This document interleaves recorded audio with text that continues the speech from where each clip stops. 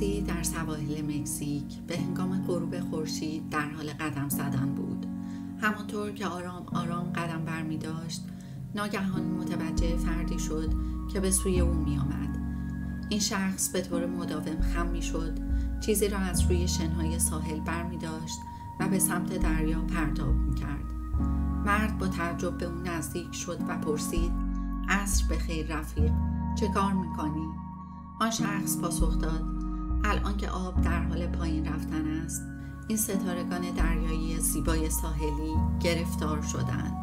اگر آنها را به دریا برنگردانم، از کمبود اکسیژن خواهند مرد. من فقط دارم به این موجودات کمک می کنم. مرد با حیرت گفت: اما هزاران ستاره دریایی در ساحل افتادند. تو نمی توانی به همه آنها برسی. این اتفاق هر روز در صدها کیلومتر از این ساحل می افتد. مگر می شود تغییر بزرگی ایجاد کنی؟ آن شخص لبخندی زد و خم شد تا ستاره دیگری را بردارد. همانطور که آن را به میان دریا می انداخت، پاسخ داد: برای این یکی تغییر ایجاد شد. این داستان یادآور این است که گاهی در زندگی ممکن است احساس کنیم مشکلات زیاد و گاهی غیر قابل تغییرند، به خصوص وقتی که تعداد آنها بسیار زیاد است.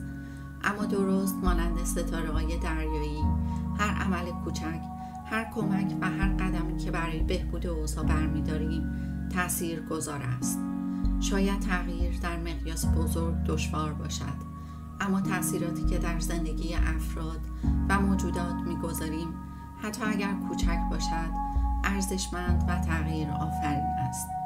پس هر وقت فرصت داشتید، حتی کوچکترین تغییر مثبت را ایجاد کنید، زیرا این تغییرات می‌توانند جهان اطراف شما را روشن‌تر و بهتر کنند.